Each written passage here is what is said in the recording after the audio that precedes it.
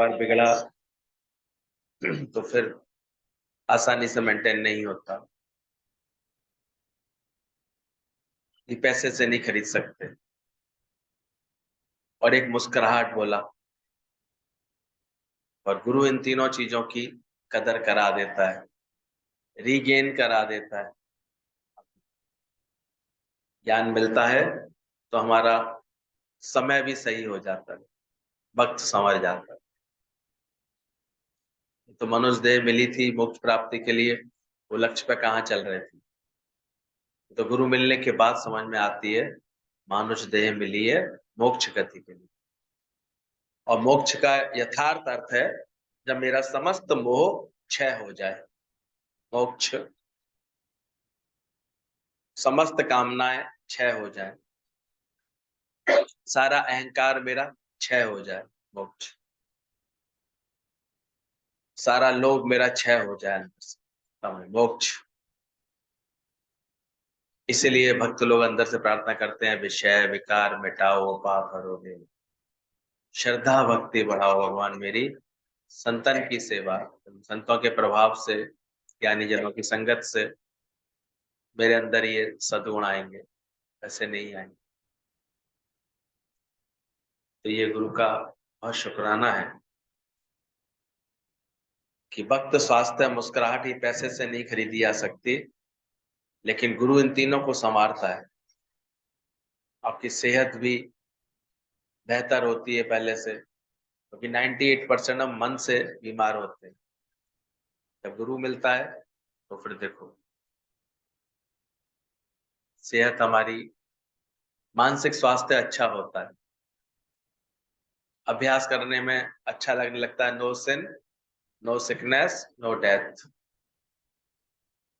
और धीरे धीरे इन भावों से हम अपने ऊपर उठते हैं। अरे बीमारी तन को है, इसको किसी, अगर आई है कोई बात, उसको डॉक्टर से इलाज करा लेंगे, अच्छे से इसका इलाज करा लेंगे। कभी कोई बात निकलती है तो आजकल तो अच्छे डॉक्टर यही चाहते हैं जल्दी से जल्दी इसकी तहकीकात कर लो, किस वजह से ऐसा चीज है, किस वजह से ये बात है। तो तुरंत तुरंत डॉक्टर से की सलाह पर अपना कर लेते हैं, सारी जांच पड़ताल करा लेते हैं, सही दवा मिल जाती है, ठीक भी हो जाते हैं।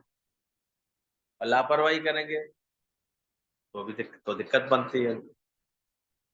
और ज्ञान के चलेंगे कि शरीर तो एक दिन विकारी है, तो माया में होने के कारण विकारी है, विनाशी है, तो कभी भी उन बातों का दुख नहीं लगने देंगे।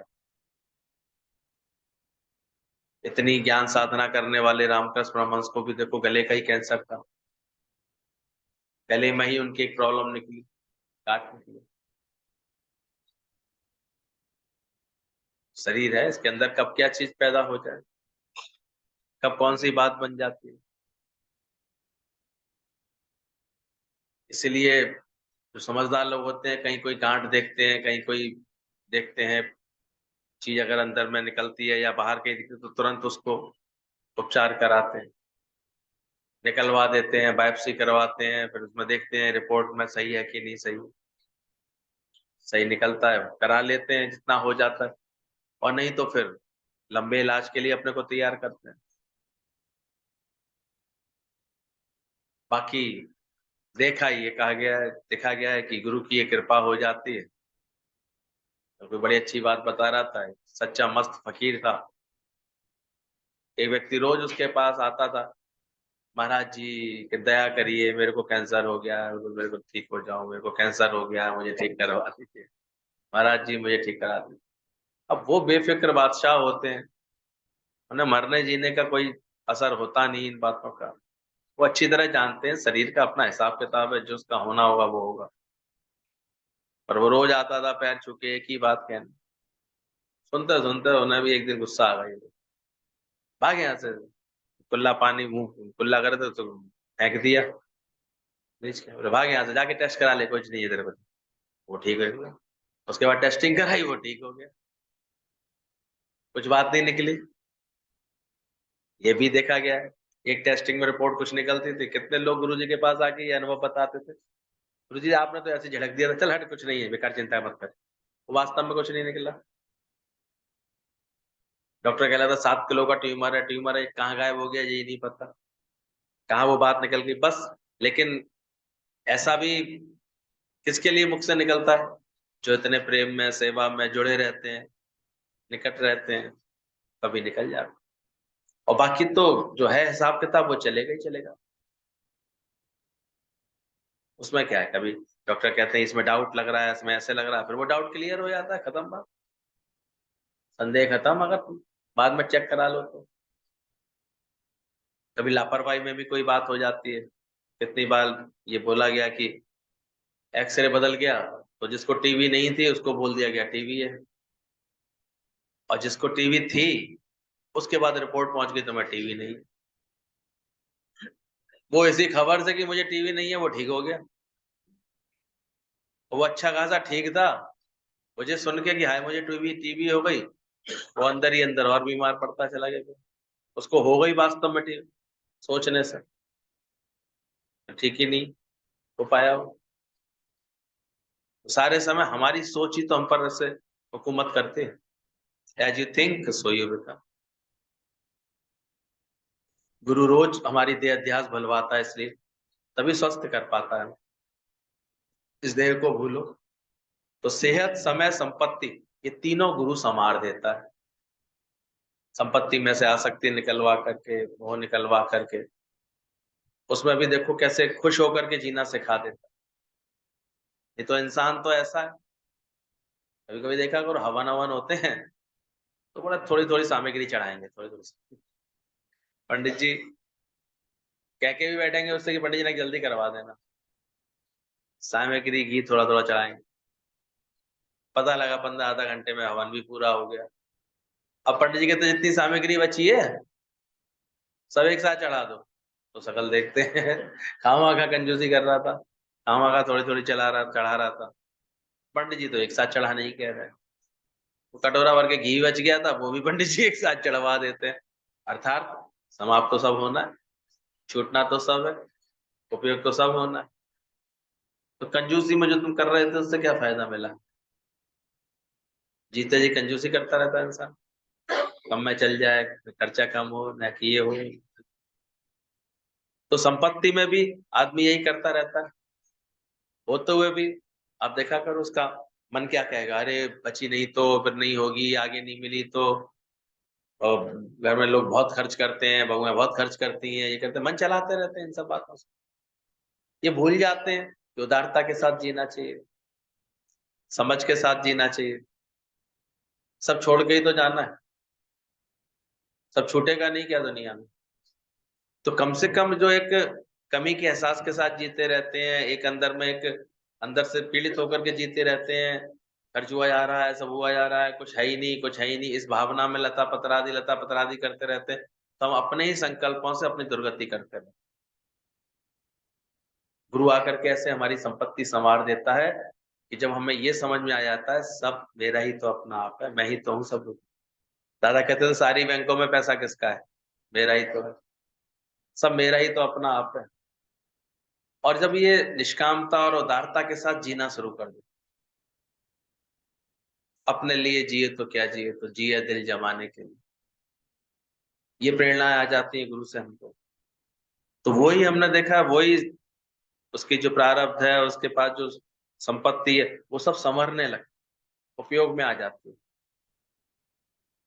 और गुरु की कृपा अगर मिल जाती, देखो बन जाए ऐसा बाग जो सुख मिले सभी। धन तो बहुतों के पास होता है, जगह बहुतों के पास होती है, बड़ी बड़ी होती है, लेकिन ये सुख गुरु की कृपा से बनता है।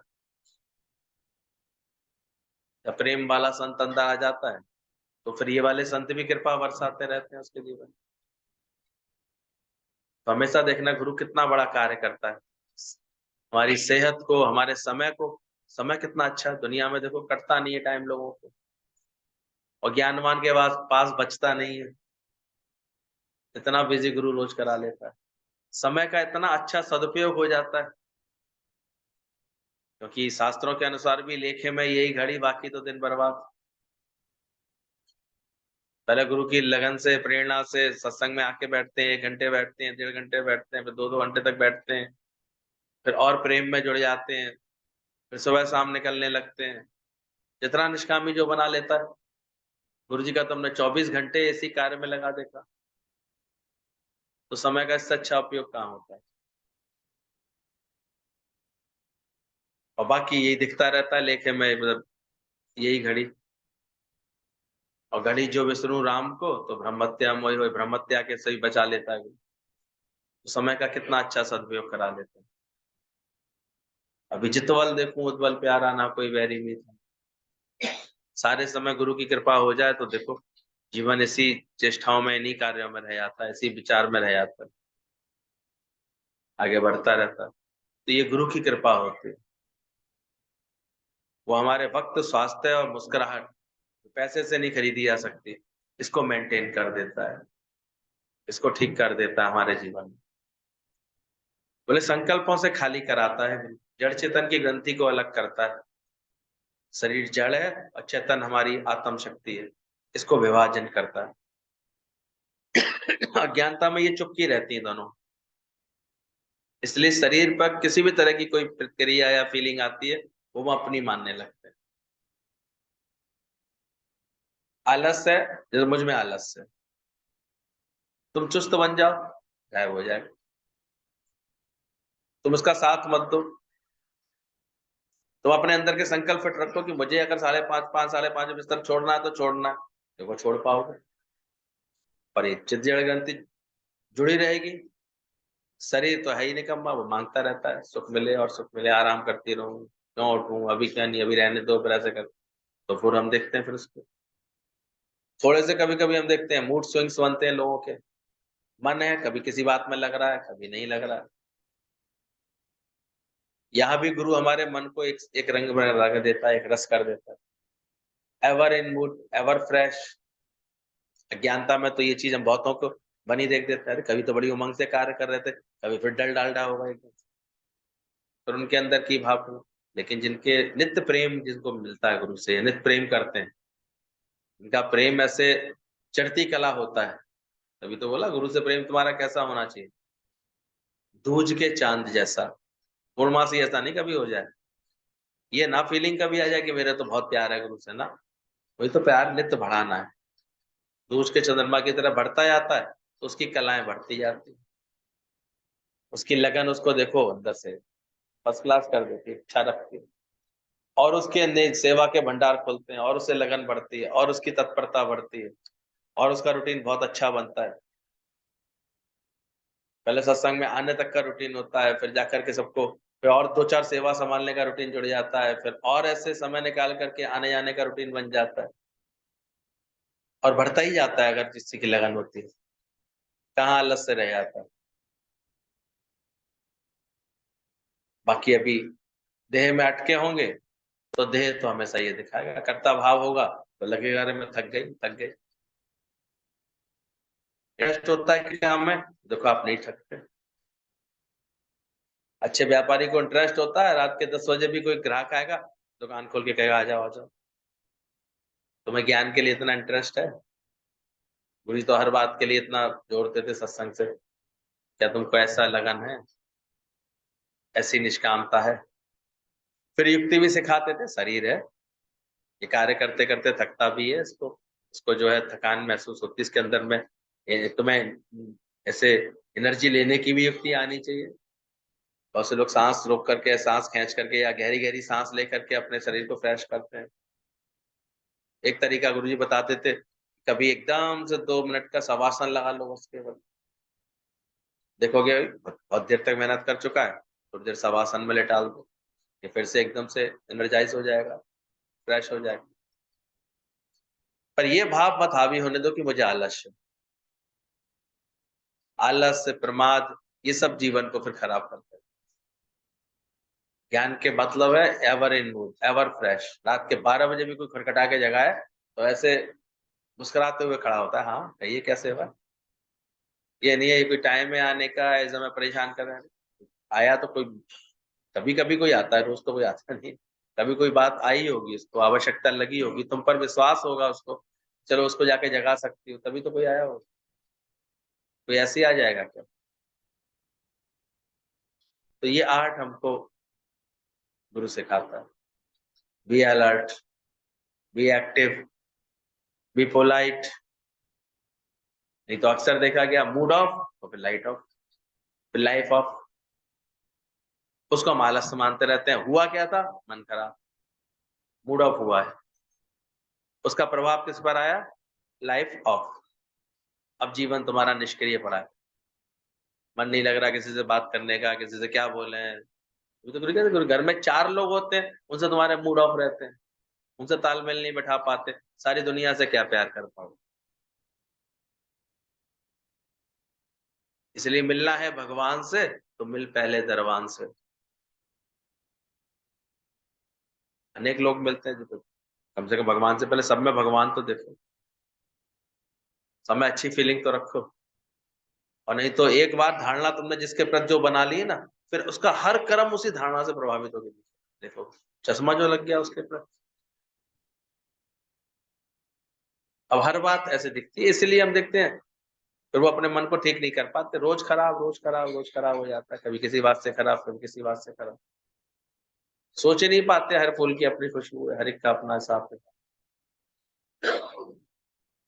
ये धारणा बना ही नहीं पाते अपने लिए कि आया जगत में मैं अकेला, आप अपना उद्धार करने। जो गुरु के वचनों की सही मेहनत अपने संग करते हैं, वो फिर ऐसे हो जाते हैं। वो हर वक्त उमंग में रहते हैं, हर बात में पॉजिटिविटी देखते हैं। वो कितना भी क्रॉस करे उसमें से वो प्लस कर लेते हैं। कोई अच्छी बात सोचते हैं, इसमें तो ये भलाई है, इसमें तो ये बात है। गुरु भी अपने भगत के मन मन की परीक्षा के लिए कभी कैसे कह करके तैयारी कराता है उसके मन को। गीतावान थे ऐसे। दादा ने कहा तैयारी कर लेना, जाना है तुम्हें। पूरी अटैची बना के रखते थे, तैयारी करके रखते थे जाने के लिए। अचानक लास्ट टाइम पे कहते थे क्या करोगे तुम जा करके, तो उतनी ही खुशी से कपड़े निकाल करके फिर रख लेते थे, जैसी मर्जी खुशी को। अब मन किसी का इतना सुंदर होता है, इतना भाव वाला होता है गुरु में, कि गुरु जितना कह दे उतना एकदम करता है। तो अपना मन बुद्धि नहीं चलाता, तो रिझा लेता है गुरु। गुरु गुरु के आगे गुरु समझता है। अब कल मान लो गुरु ने कह दिया, आज उसको लग रहा है इनका जाना ठीक, अभी ठीक नहीं है, ठीक खत्म बात, खत्म बात। अज्ञान होगा, पूरी भाव नहीं होगा, तो बेकार की बहस करते हैं, बेकार में अपना मन खराब करते हैं। धारणा बनाते हैं, जरूर इसके कहने पर किया होगा, जरूर उसके कहने पर किया होगा। ऐसे करके फालतू की बातें आती रहती है मन में।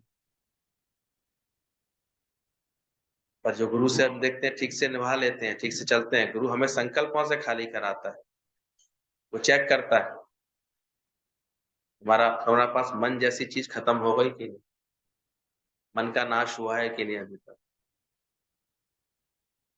लहड़ा था, इतना योग्य शिष्य था, तो उसे अक्सर गुरु की ये सेवा मिलती थी, थल्ला बनाना, थल्ला बना। गुरु जहाँ बैठते थे उस स्थान को ठीक से बनाता था। कहीं भी जाते तो चलते फिरते गुरु जी देख रहे थे, कह रहे अरे बड़ा ऊंचा बना दिया, थोड़ा नीचे कर, नीचे कर, अरे बहुत नीचा कर दिया, तो ऊंचा कर। फिर तोड़ के, अरे थोड़ा टेढ़ा बना हुआ, थोड़ा सीधा कर, फिर सीधा करवा दो। बहुत बार, बार बार वो उसको, कभी कोई शिष्य कुछ कहा था, कोई कुछ कहा था, वो उसको उसे करता। किसी ने कहा तुमको बार बार इतना कह रहा है, कहा जा रहा है, तुम तो ये कह रहे, तुम्हारा मन नहीं चल रहा। गुरु की परीक्षा ही थी उस दिन जैसे उसके लिए, तो तुम्हारा मन नहीं चल रहा। तो मुस्कुरा के पूछता है मन होता क्या है। इस तन को गुरु की सेवा ही तो चाहिए। वो जैसे करा ले सेवा, जिस तरह से कराए सेवा, तो मन क्या होता है। मैं जो भी करूंगा गुरु की सेवा ही तो कर रहा हूँ, उसमें बुरा क्या है। तो उसकी ऐसी निमाड़ी बुद्धि थी, नहीं कर पाते थे कोई भी लेने जैसा कार्य। वो इतना निमाड़ा होता है, वही कर पाता है। अब नानक देव जा रहे थे, जाते जाते अचानक उनके हाथ का कमंडल लोटा जो था, वो गिर गया ऐसे कीचड़ में। वहां गंदगी थी, पोखर थी ऐसे, उसमें चला गया, नाले में चला गया। गुरु के संग गुरु के बच्चे भी चल रहे थे, उनके पुत्र भी थे नानक देव के। तो वो भी चल रहे थे, काफिला चल रहा था, 8-10 लोगों का चल रहे थे। बच्चों से कहा बेटा निकाल दे, अरे मैं इसमें जाऊंगा, गंदगी में जाऊंगा, ऐसे जाऊंगा। लेकिन लहड़े को ऐसा था निमाड़ापन, वो एकदम उतर गया कीचड़ में, निकाल लाया अच्छे से, साफ करके ला करके, खुद को भी साफ करके, उसको साफ करके, और भाव से ये बोलता है, बस गुरुजी ऐसी कृपाएं बनाए रखें, मैं कभी भी ऐसे किसी माया के जिसमें कीचड़ में गिरूं तो आप मुझे भी ऐसे निकाल लेना, साफ करके फिर अपने कार्य में ले लेना। तो देखो भाव कौन सा था उसका, किस भाव से उसने बात रखी।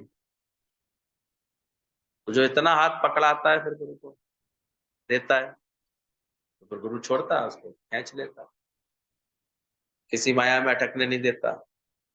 जैसे नारद को आंटी ने पकड़ के खींच लिया, बहुतों को देखते थे गुरु, माया तो है, क्षण क्षण आएगी, हर पल कभी किसी रूप में, कभी किसी रूप में आकर के ये अटकाती है, फंसाती है। और जो ज्ञानवान हो जाते हैं देखो, उनको ये समझ आ जाती है कैसे बचना। तो गुरु हमें संकल्पों से खाली खाली कराता है। ज्ञान में आने के बाद अपने आप देखो हमारी कामना जो है तृप्ति में बदलती है, बदल रही है कि नहीं बदल रही। पहले जो कामना को लेकर के चलते थे, इच्छाएं बनी रहती थी, अब क्या मांगू कछ फिर नहीं, बहुत दिया है परमात्मा को, यही ध्यान रहता है हमें। और सत्संग से दिल लगेगा तब ऐसा धीरे धीरे होने लगता है। कोई कामना अंदर में नहीं लगती, क्या मांगे, क्या चाहे। इसका मतलब ये नहीं कि प्रारब्ध अनुसार हमें मिलना बंद हो जाता है, और अधिक होगी तो अधिक मिलेगी, मिलेगी, प्रारब्ध है तो मिलती मिलती है। आजकल तो आप कहीं कोई उपयोगी कार्य करेंगे तो आपको कितना मिलता है, आजकल बड़ी मुसीबत हो गई है। कह रहा था तुमको कैसा लड़का चाहिए मैचिंग के लिए, इसने डाला हुआ था पिताजी, कहते हाँ लड़का तो ऐसा होना चाहिए, कम से कम 1-2 लाख रुपए महीने कमाने वाला तो हो, 1.5-2 लाख रुपए, बहुत अच्छा, चलो अच्छी सर्विस वाला चाहिए। बोले और, बोले और कम से कम घर वर हो उसका अपना, कम से कम ये नहीं कि पैसा घर बनाने में ही खर्च हो गया सारा, जितना कमाया उतना। बोले और क्या चाहती हो, तो कहती है कम से कम शादी के बाद फॉरेन टूर 2-3 तो कराए, इंडिया भी नहीं, सीधे स्विट्जरलैंड, स्पेन ऐसे घुमाए, क्योंकि सहेलियां पूछते कहाँ गई घूमने, कहाँ गई घूमने। यही सपने सब बचपन से देखते रहते, गाड़ी घोड़ा हो, ये सब हो, बहुत अच्छा हो, बात मानने वाला हो, ऐसे सब बातें थी। तो उसने पूछा कि तुम कितना कमाती हो, बोले मैं तो 7-8 हजार रुपए कमा लेती हूँ, अपनी औकात ये थे, 8-10 हजार रुपए कमा लेती थी कॉल सेंटर में बस। और तुम्हारा और लड़का कैसा चाहिए, बड़ा हष्ट पुष्ट, बिल्कुल बढ़िया, जिम में जाता हुआ, एक अच्छी पर्सनैलिटी चाहिए, लंबी चौड़ी अच्छी। तो तुम कैसी हो, बोले मैं 96 की हूँ, धीरे धीरे 2-3 किलो कम कर लिया वैसे मैंने, 93 की हूँ। भाई कहाँ रहती हो तुम, सो तो मैं ऐसे जो टीचर्स कॉलोनी है उसमें हम किराए पर रहते हैं। अपना किराए का घर है, अपने 2-4-6-7-8 हजार की भी हैसियत नहीं है ढंग से, अपने शरीर की हालत ऐसी निकम्मी सी पड़ी हुई है, पर सपने कौन से हैं? अब उसे वो मैचिंग मिलेगी, मिल सकती है वो मैचिंग कभी भी, बेतुकी, क्या होगा फिर अब सपना देख रही, सपना तो टूटेगा एकदम, दुखी होगा, दुखी होता रहेगा, मिलेगी नहीं वैसी मैचिंग, कहाँ से मिल जाएगी। पर मन है ऐसा, ऐसी बातें करता रहता, बेतुके भी मेल ख्याल आते रहते हैं इसके अंदर, बेसर पैर की बातें सोचता रहेगा, शेख चिल्लियों की तरह, फिर इतना कमा लेना चाहिए, फिर मुझे इतना मिलना चाहिए, कहीं ढंग से अभी 15 दिन भी नहीं काम करेगा, क्या देंगे मुझे, क्या देंगे मुझे, क्या देंगे करता रहेगा। और काम में कोई एफिशिएंसी नहीं, कोई उसकी कोई मजबूती नहीं, कोई उसकी पकड़ नहीं अभी तक काम में, कोई क्या दे देगा। अरे परफेक्ट बनाओ अपने आप, कुशलता से कार्य करना मेरा सीखो, कि बातों से काम हो जाएंगे। Put your mind intellect together, दादा कहते थे, अपना दिमाग, अपना शक्ति ऐसे लगाओ, अपनी उपयोगिता सिद्ध करो, ठीक है। इसलिए सत्संग बहुत आराम पहुंचाता है, क्योंकि अंदर ही अंदर हमको अचाह बनाता है। अचाह होने के बाद फिर जो प्राप्त होता है बहुत पर्याप्त होता है, और चाह वाले को तो फिर कभी संतुष्टि आती नहीं। इसलिए सत्संग की कृपा जब हो जाए तो कामना हमारी किस में बदल जाती है? तृप्ति में बदल जाती है, संतुष्टि में बदल जाती है। लोभ हमारा संतोष में बदल जाता है। सुनते सुनते ज्ञान के वचन, गुरु की संगत में बैठते बैठते अब एक लोभ की प्रकृति खत्म हो जाती है। नहीं तो लोभ तो ऐसा होता है, कुत्ते के संग खिलाता है। राजा था, कोई कमी नहीं थी, सब था उसके पास, और सत्संग भी सुनता था, कहता था मुझे काहे का लोभ सताएगा। और गुरु के सामने एक दिन डींगे भर दी उसने। गुरु जी मुझे काहे का लोभ होगा, मेरे पास क्या कमी है, मुझे तो कोई लोभ नहीं। उन्होंने कहा अच्छा। दूसरे दिन गुरु अपने संग एक कुत्ते को ले आए, और उसके गले में इतना बड़ा हीरा लटका हुआ था। अब राजा का ध्यान सब रहा, सत्संग वत्संग तो छूट गए, हीरे को देख रहे हैं। इतना हीरा, इतना कीमती हीरा संत के पास, कहाँ से आया इनके पास? और कुत्ते के गले में लटका रखा है ना, तो यही नहीं अकल है, इतना कीमती हीरा कुत्ते के गले में लगा दिया। संत का क्या हुआ, क्या देख रहे हो? अरे महाराज आपके पास इतना बड़ा हीरा ऐसे कुत्ते के गले में लटका रखा। बोले तो क्या हुआ? लगा, अरे महाराज इतना अच्छा हीरा, बोले तो ये चाहिए? हाँ दे दो। जो आप कहेंगे मैं इसका दे दूंगा, जैसा आप कहेंगे, जितना कहेंगे मैं उतना दे दूंगा। बोले रहने दे, कोई बात नहीं। बोले नहीं नहीं, आप जितना कहो उतना दे दो। बोले वो शर्त ऐसी है तो पूरी नहीं कर पाएगा। बोले नहीं नहीं नहीं, मैं कोई भी आप कुछ भी कहोगे मैं कर लूंगा, कर दूंगा पूरा। संत ने देखा लोभ ने पूरा इसके ऊपर कब्जा कर लिया है। संत कहते देख ले भाई, इसके संग इसकी शर्त है, ये तभी देता है हीरा की जब इसके संग बैठ के खाना खा लो, इसके साथ खाना खा लो। पहले तो सोचने लगा, कहता सबके सामने थोड़ी, मैं अकेले चुपचाप खा लूँ। संदर का चल कोई बात नहीं, अकेले ही खा लूँ। कमरे बंद होकर के अब कुत्ते के लिए खिचड़ी बनी, थाली में परोसी गई कि कुत्ता खाएगा तभी इसने खा, कुत्ता खाएगा साथ में तो खा लेना। इतनी गिरावट आ गई राजा के मन के अंदर लोभ की वजह से, कुत्ते ने जीभ मारी तो वो भी जीभ निकाल के ऐसे खाने लगा। संत ने एक झापड़ दिया, खाने तो नहीं दी उसको, मर जाता कुत्ते का झूठा खा के, लेकिन उसकी बुद्धि ठीक कर दी। बोले हवा, भाग यहाँ से। बड़ा आता था, कहता था मुझे लोभ नहीं है, लोभ नहीं तो क्या है, ये लोभ ही तो तेरे कुत्ते के संग खिला रहा है, और क्या हो रहा है? हम भी कहते रहते हैं ऊपर से, लेकिन अक्सर देखो लोभ क्या करता है, फिर कुत्ते के संग खिला देता है। कुत्ता माने क्या, कामना है अंदर से, इच्छा, उसके संग फिर अटका के बैठा देता है, फिर भौं भौं करना शुरू करा देता है। अब किसी के पदार्थ में मन आया ना, किसी घर देखा है बस अपना अपनी नींद खराब कर ली, किसी की कोई चीज देखा है अपनी नींद खराब कर ली। ये सब क्या है? ये किसके संग खा लिया?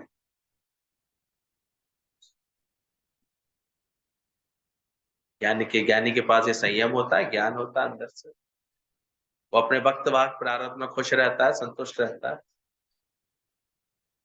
कभी भी उसके अंदर में ऐसी वृत्तियां नहीं आती। उसका लोभ किस में बदल चुका होता है? संतोष में बदल जाता है, कामना उसकी तृप्ति में बदल जाती है। ये पैरामीटर्स हैं, इसके अनुसार रोज अपने मन को चेक करना, क्या ऐसा होता जा रहा है? हो रहा है तो समझना ज्ञान की राह पर तुम सही चल रहे हो, बढ़ते जा रहे हो। ये तो नहीं बढ़ रहा। चेक करना, क्रोध तुम्हारा क्षमा में बदल रहा है। घड़ी घड़ी जो क्रोध आता था, आवेश आता था, अब सबको मिले तेरी रहमत है, क्षमा भाव, सब ठीक है, सब ठीक है, ऐसा भाव आने लगा। शांत कर सकते हो, क्षमा कर सकते हो, क्या हुआ? किसी ने बोला तो बोला, किसी ने कहा तो कहा।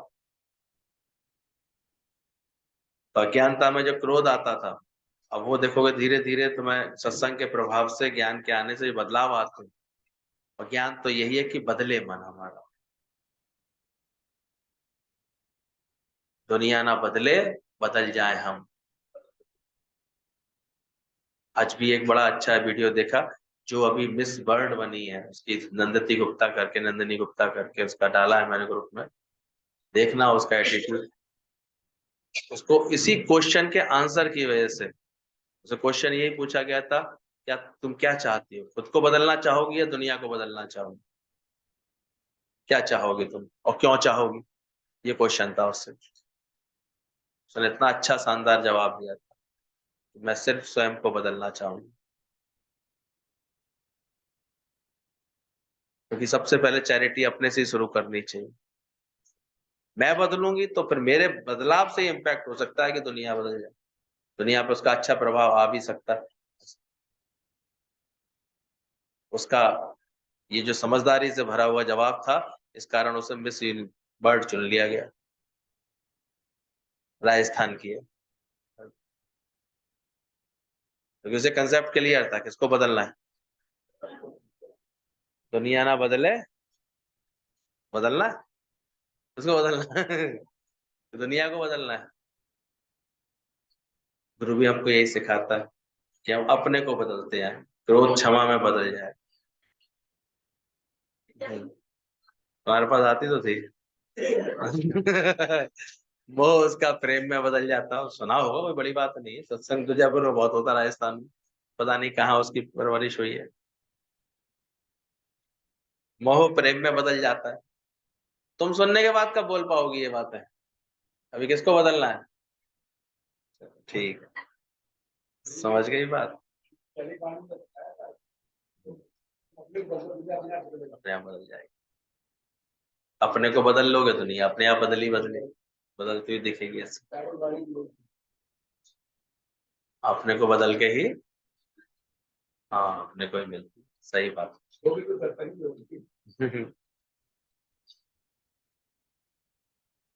यहाँ भी जिसके हृदय में ज्ञान के संस्कार होंगे, बात होगी, तो हम तो देखते हैं उसकी तो बहुत सदगति हो ही जाती है, अपने आप मिलता है ज्ञान। ऐसा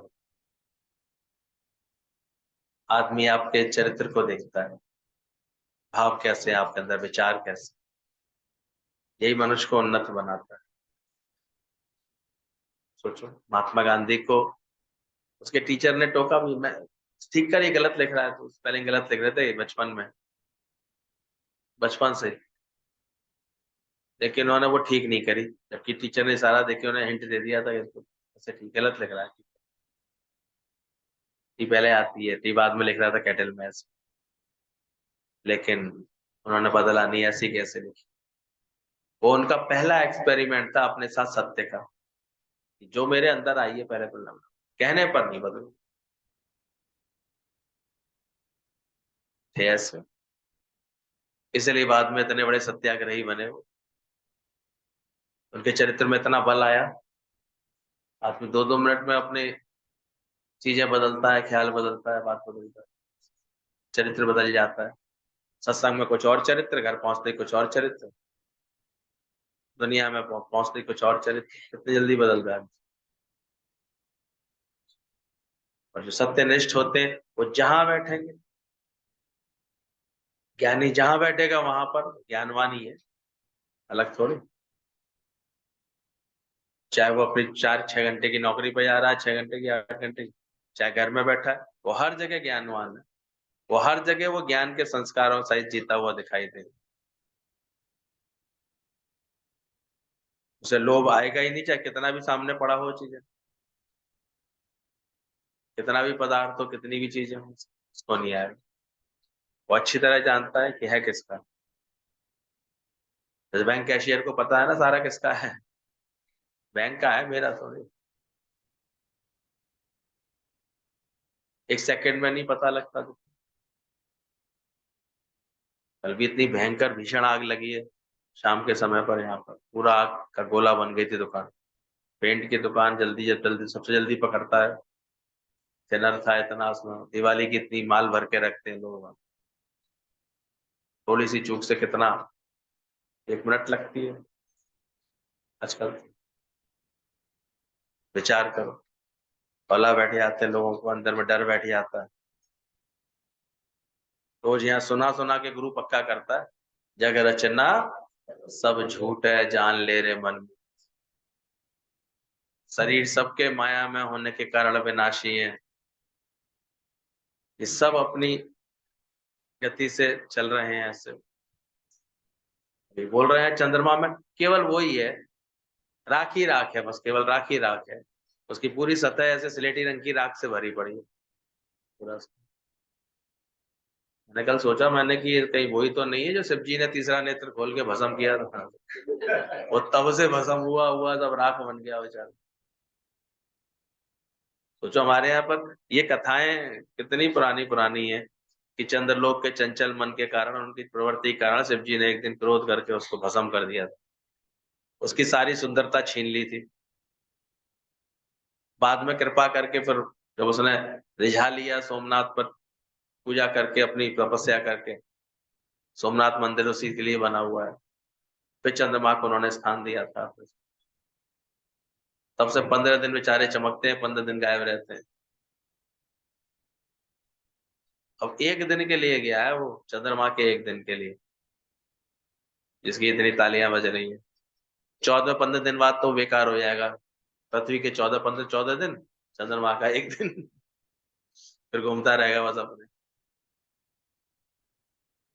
इतने दिन में भी उससे उम्मीद कर रहे हैं कि इतनी जानकारी दे देगा कि हम लोग कुछ आगे रिसर्च कर लेंगे।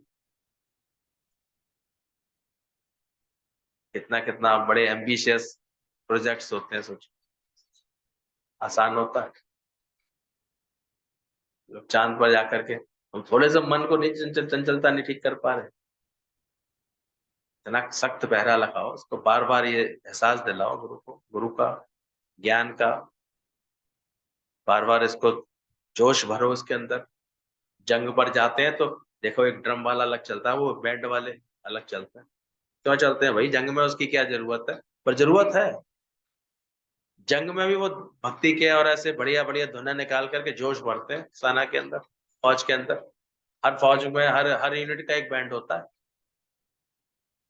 वो बैंड बजाते हैं समय समय पर जोश भरने के लिए। गुरुजी को भी हम देखते थे समय समय पर जोश भरने के लिए बड़ी बड़ी उमंग के रेले लगाते थे, मेले लगाते थे, जोश भर जाए। तो कभी वाणी से जोश भरते थे, कभी फिर ऐसे ज्ञान वैरागी का इतना जबरदस्त वाणी सुनाते थे तो जोश भरता था।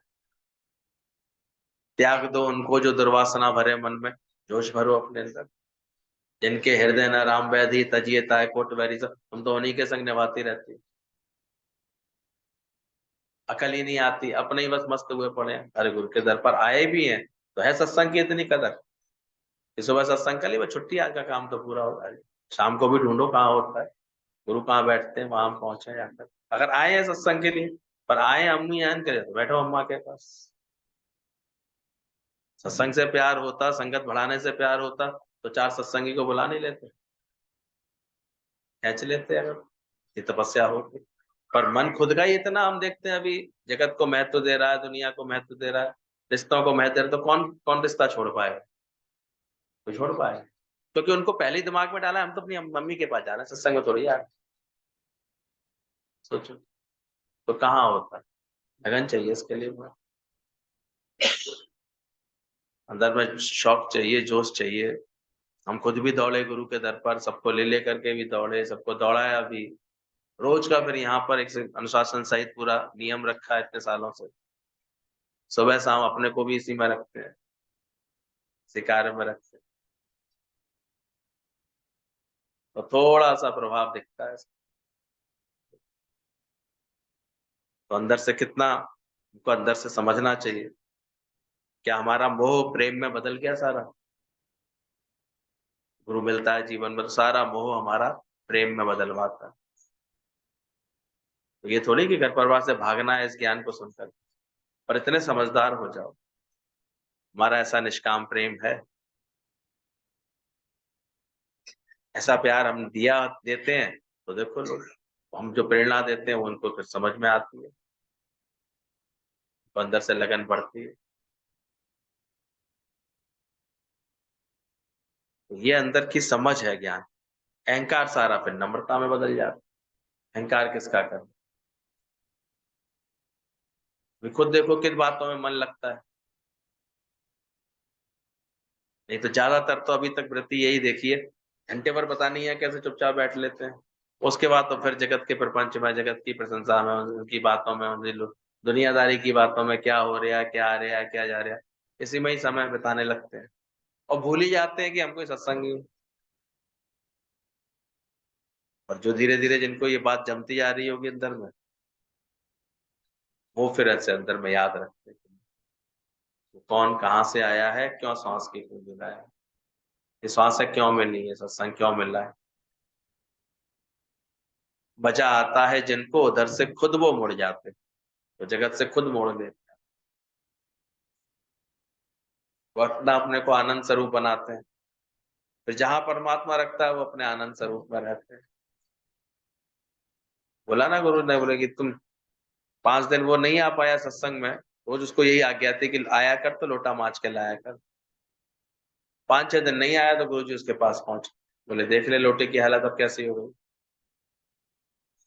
तो मन की भी हालत हमारी, जो अभी तक सिंसियर नहीं होते सत्संग को लेकर के, रेगुलर नहीं होते, उनके मन की हालत तो ऐसी हो जाती है। मन में 4 दिन उमंग आई, अब मन कह रहा है आलस, फिर आलस, फिर आलस, फिर देख लेना 5 दिन बाद क्या कैसी गति हो, कैसे इसकी लक्षण दिखेंगे। इसलिए सूर्यमुखी बनना पड़ता है, हर समय अपना मुख सूर्य की तरफ। गुरु गुरु बोल मन, गुरु गुरु बोल गुरु ने दिया है ब्रह्म ज्ञान। सूर्यमुखी का पौधा देखना, सुबह उसका मुंह अगर पूरब में होता है तो शाम होते होते वो पश्चिम की दिशा में हो जाता है, इसलिए उसका नाम सूर्यमुखी पड़ा है। वो सूरज के साथ साथ अपने मुख को मोड़ता जाता है। तो ऐसे ही इसको गुरु की लगन होती है ना, वो हर समय गुरु का इशारा, गुरु की बात उसके मन में यही रह जाता है, गुरु को ही ऐसे प्रकट करता रहता है।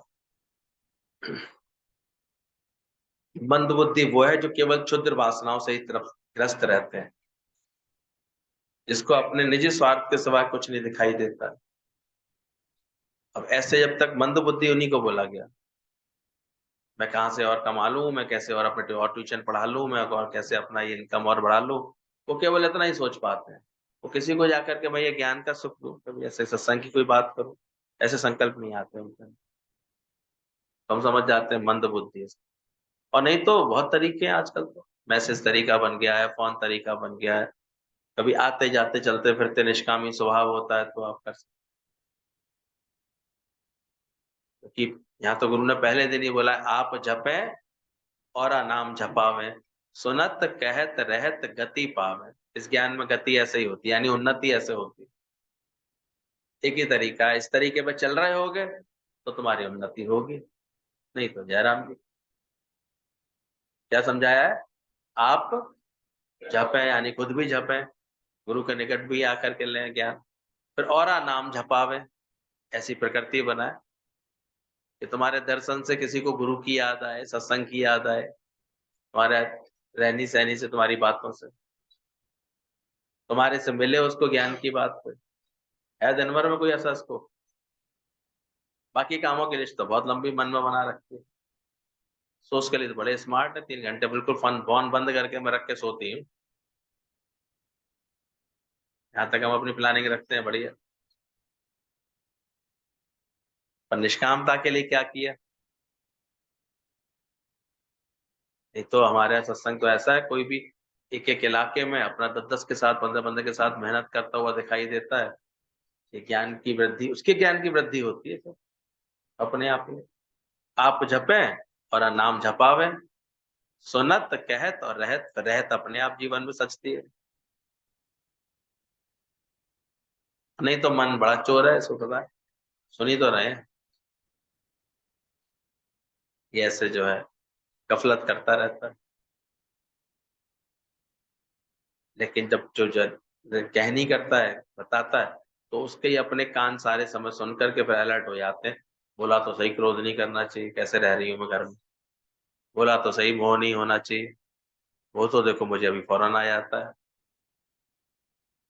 बच्चों के संग कोई बात होती है तुरंत मोह आ जाता है, तो जीतने का मन करेगा उसको। आप जपें और नाम जपावें, सुनत कहत रहत गति पावें। उनकी उन्नति हो जाती है। तो लगी जीवन में लगाया है इसको, बढ़ते जाओ उसको, रोज़ बढ़ते जाओ उसमें। उसके लिए अंदर में शांति भी चाहिए, स्थिरता भी चाहिए। वो आया गुरु से बोलता है मेरे को ज्ञान चाहिए, मुझे ज्ञान दे दीजिए। गुरु ने कहा जा पहले आश्रम के 10 चक्कर लगाया। गया जल्दी जल्दी दौड़ के 10 चक्कर लगा करके फिर आ गया। अब गुरु ने कहा ओम की ध्वनि कर। तो ओम ने कहा ही नहीं चाह रहा, हाँ पर यार।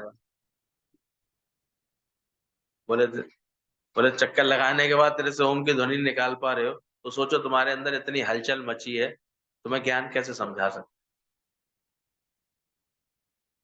तो बहुत समय तो गुरु को अंदर की इस हलचल को समाप्त करने में लगता है। इतनी हलचल चलती रहती, मन रैट रेस की तरह दौड़ता रहता।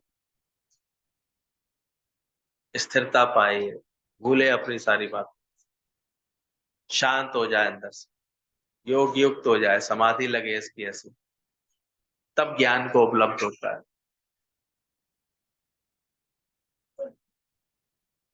तो कभी कोई ख्याल, कभी कोई ख्याल, कभी कोई ख्याल आते रहते, एकाग्रता आ जाए इसके अंदर। होंगी दुनिया में तो सब घटना चलती रहेंगी, सब बातें होंगी होंगी। शरीर सभी के माया में होने के कारण विनाशी है, इसमें क्या उलझना। बाकी मैंने तो देखा अगर सही ज्ञान की असर आ रहा होगा तो एक उम्र बढ़ने के साथ साथ एक स्थिरता, धीरज आ जाएगा उसके अंदर।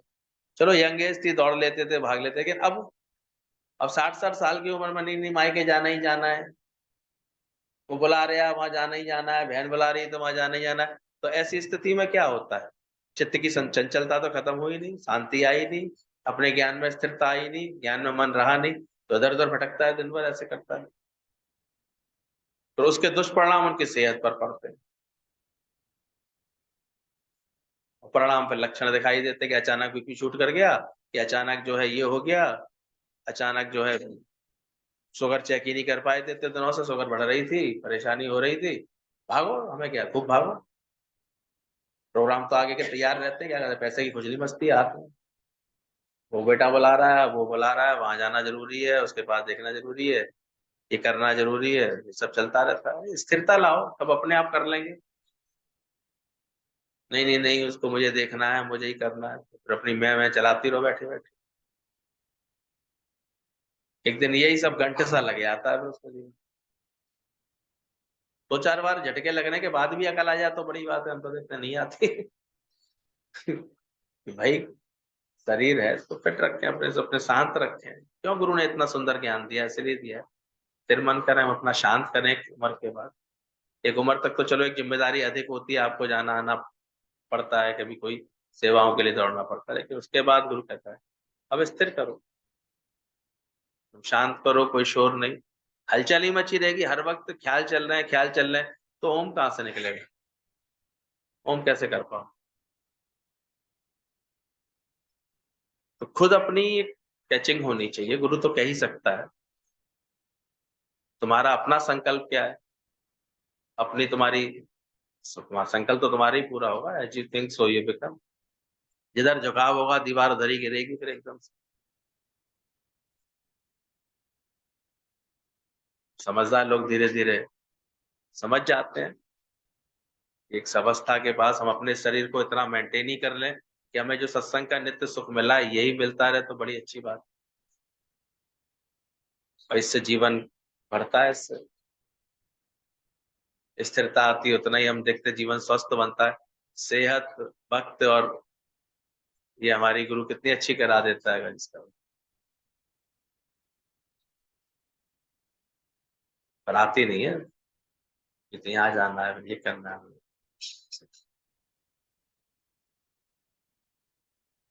बहुत से लोग अपने दुनिया में भी ऐसे घूमते रहते हैं, कभी किसी रिश्तेदारी में, किसी रिश्तेदारी में। और अब जब पता लगी उन्हें कि दादाजी के पास है, हमें भी ले चलो, हमें तो, तुम्हें काहे खुशी में ले चलो, तुम्हें तो होश भी नहीं है। एक किसी का मन पूरी तरह जुड़ा होता है, वो ज्ञान की लगन में होता है, कोई उपयोगिता ज्ञान के लिए उसके जीवन की बन रही होती है, तो लगता है चलो समय पर इसको गुरु का साथ भी मिल जाए, अच्छा है। और खुद उसकी लगन से जाता है व्यक्ति।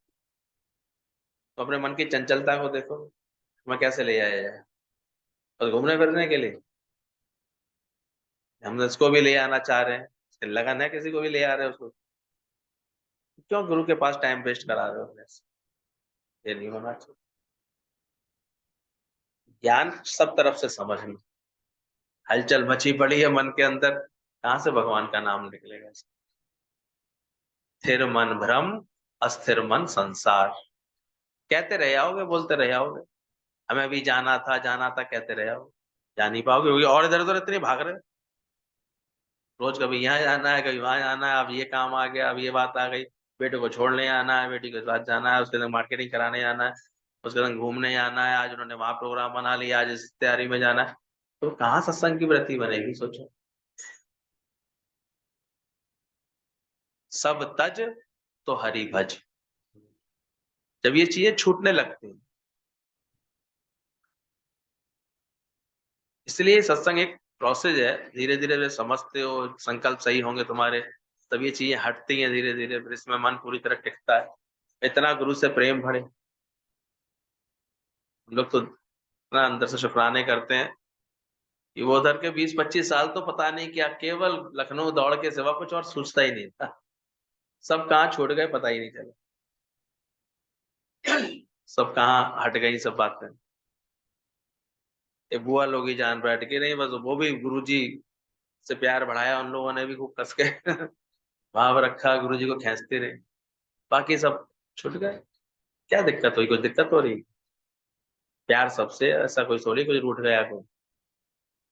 और बल्कि वो श्रद्धा से ही मिलते हैं, जब भी मिलते हैं प्रेम से ही मिलते हैं।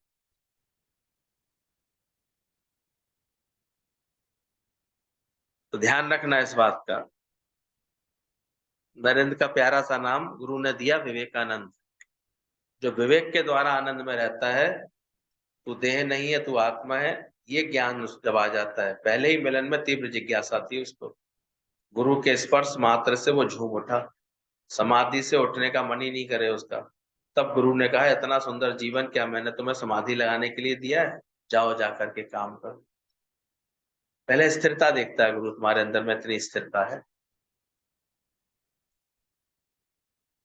आज अंदर स्थिरता आई नहीं, अंदर से ज्ञान की सही समझ आई नहीं, ऐसे लोग भी काम में लग जाएं। सत्संग, हम सत्संग कर रहे हैं, सत्संग गुरु ने कहा है सत्संग करो, तो अभी वो एक गलत परंपरा बना देते। पहले खुद की स्थिरता आ जाए, तब किसी के साथ मेहनत करें तो उसकी मेहनत सफल भी होगी। खुद की चंचलता है तो फिर कहाँ से दूसरे की मेहनत हो पाए। नरेंद्र को पहले ऐसी उसको लगन थी सत्य पाने की, अपने अपने में आने की, अपने स्वरूप में रहने की। कहते हैं वो उसे सहज समाधि लगती थी ऐसे, यानी डूब जाता था प्रभु के चिंतन में, उसके ख्याल में। लेकिन एक बार जब उसने गुरु से ये बोला कि मेरा दिल करता है मैं घंटों समाधि में बैठा रहूं, घंटों परमात्मा का स्मरण करता रहूं, उसी के ओम के चिंतन में ही बैठ जाओ, तब सावधान किया। क्योंकि गुरु चाहते थे इसके जीवन से, यंग एज से जीवन से अच्छा कार्य हो। बोला तेरे को इतना अच्छा ज्ञान, ये समझ कैसे शांत होकर समाधि में बैठने के लिए दिए मैंने, जाओ जाके जगत का कल्याण करो। और उसने कल्याण भी ऐसा किया कि आज तक लोग उसके अध्यात्म की वजह से उसको पहचानते हैं। एक नरेंद्र वो हुआ तो एक नरेंद्र अब जी नए चल रहे हैं।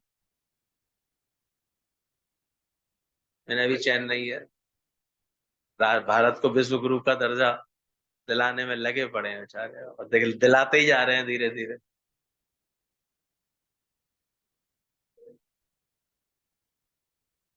हर तरफ से ऐसे अच्छा कर रहे हैं।